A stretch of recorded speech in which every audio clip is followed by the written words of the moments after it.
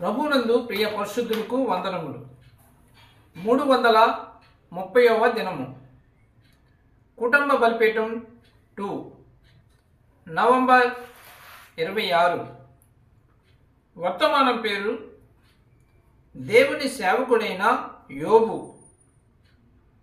దేవుని సేవకుడైన యోబు.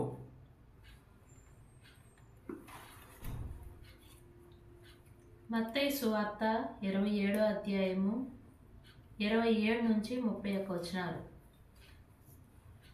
అప్పుడు అధిపతి యొక్క సైనికులు యేసును అధికార మందిరంలోనికి తీసుకొని పోయి ఆయన యొద్ద సైనికులందరినీ సమకూర్చిరి.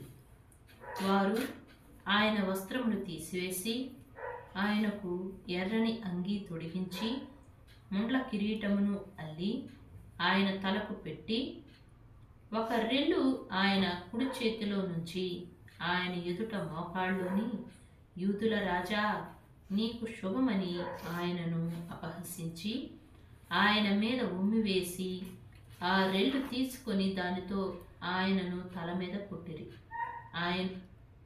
ఆయనను అపహసించిన తరువాత ఆయన మీదనున్న ఆ అంగీని తీసివేసి ఆయన వస్త్రములు ఆయనకు తొడిగించి శిలువ వేటుకు ఆయనను తీసుకొని పోయిరి. సమాంతర లేఖనములు. మార్కు సువార్త 15వ అధ్యాయము 16 నుండి 20వ వచనం వరకు. వర్తమాన పేజీ చదువుకుందాం. ఇప్పుడు ఆయన దూరముగా నడుస్తూ వెలుచుండగా నేను చూస్తున్నాను. రెండవ ఆదాము కొండ మీదకు వెలుచున్నాడు. ఆయన వీపు మీద చిన్న మచ్చలు ఉండెను. ఆయన నడుస్తూ ఉండగా అవి ఇంకా పెద్దవిగా మారాయి. అది ఏమిటి? కొంత సమయం తర్వాత అవన్నీ ఒక చోటుకు వెళ్ళాయి. ఏదో మరలా కొట్టుట నేను వినుచున్నాను. అది ఏమిటి? అక్కడ రెండవ ఆదాము వెలుచున్నాడు. ఆయన స్వయముగా యెహోవాయే. ఆయన శరీరధారిగా ఈ భూమి మీదకు వచ్చాను. క్రీస్తు తన వధువును రక్షించుటకు పాతాళము వరకు వెళ్ళుటకు సిద్ధపడెను. హల్లెలూయా.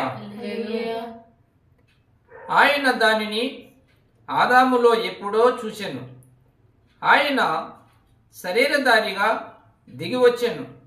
మనతో రక్త సంబంధిగా మారెను. మానవాళిని తనతో వివాహము చేసుకున్నట్టుకు ఆయన ఆ విధముగా వచ్చెను. అక్కడ ఆయన కలవరి యొద్దకు వెలుచుండెను.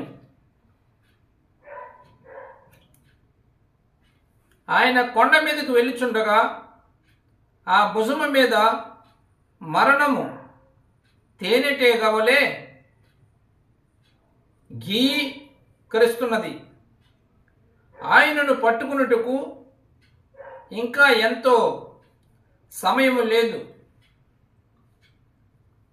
ఆయన చుట్టూ శబ్దము చేయుచుండెను. మరికొద్ది చేపటిలో ఆయనను కుట్టబోచున్నది.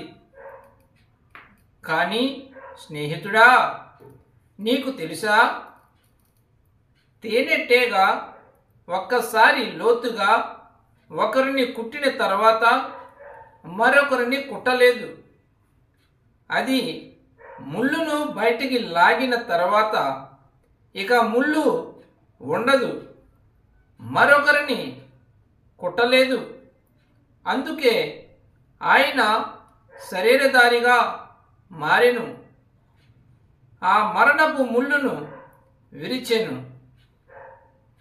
ఇప్పుడు మరణమునకు ముళ్ళు లేదు. ఇప్పుడు ఆ తేనెటీగ ఎగురుచు శబ్దము చేయవచ్చును గాని అది కుట్టలేదు. ఓ మరణమా, నీ ముళ్ళెక్కడా? సమాధి, నీ విజయం ఎక్కడా?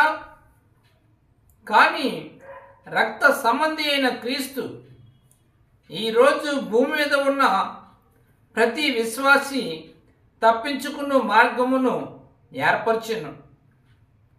తేనెటీగ శబ్దము, అది తిరగవచ్చును, అది నిన్ను భయపెట్టుటకు ప్రయత్నించవచ్చును, కానీ నేను కల్వరి వైపు చూపిస్తాను. అక్కడ దేవుడు శరీరధారి అయి పాపినైన నా స్థానమును తీసుకుని ఆ వెలను చెల్లించి మరణము ముళ్ళును విరిచెను.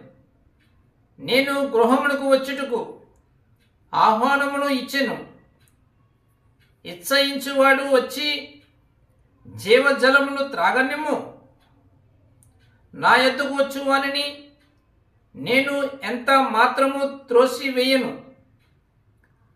అక్కడ గొడ్డళ్ళు పదును పెట్టబడుచున్నవని వినిన పౌలు కొన్ని దినముల క్రితము అతని తల నరికిన గదిలో నేను నిలవబడ్డాను. వారు ఆ గొడ్డలు తెస్తున్నారు. ఆ పాత తేనెటీగ అతని చుట్టూ శబ్దము చేస్తున్నది. ఇప్పుడు నేను నిన్ను పట్టుకున్నాను.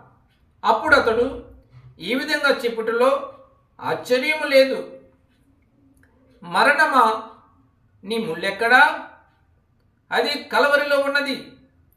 సమాధి, నీ విజయమెక్కడా? మన ప్రభువుని యేసు క్రీస్తు ద్వారా మనకు అత్యధికమైన విజయము అనుగ్రహించిన దేవునికి స్తోత్రములు. ఆదాము అవ్వను ఎంతో ప్రేమించెను. ఆమెతో బయటకు వెళ్ళాడు. క్రీస్తు సంఘమును ఎంతో ప్రేమించెను. ఆమె నిమిత్తము బయటకు వెళ్ళెను. దేవుడు లోకమును ఎంతో ప్రేమించెను. ఆదాము అవ్వ తప్పులో ఆమెతో కలిసి వెళ్ళెను. ఆదాము అవ్వ తప్పులో ఆమెతో కలిసి వెళ్ళెను. అతనికి తప్పు తెలుసు. అతడు నిరపరాధి. కానీ ఆమె తప్పు చేసినది. నేను ఆమెతో ఉంటాను అని ఆదాము చెప్పాను. మరియు క్రీస్తు సంఘమును చూశాను. అది తప్పు అని ఎరిగాను. అయినను క్రీస్తు మన స్థానమును తీసుకుని పాపి వలె మన కొరకు మరణించెను. మన కొరకు పాపము ముళ్ళును విరిచెను. సాటి లేని ప్రేమ అను పాపి, నువ్వు ఎలా త్రోసివేయగలవు? సాటి లేని ప్రేమను పాపి, నీవు ఎలా త్రోసివేయగలవు?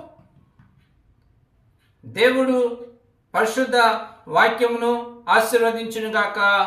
ఆమేన్.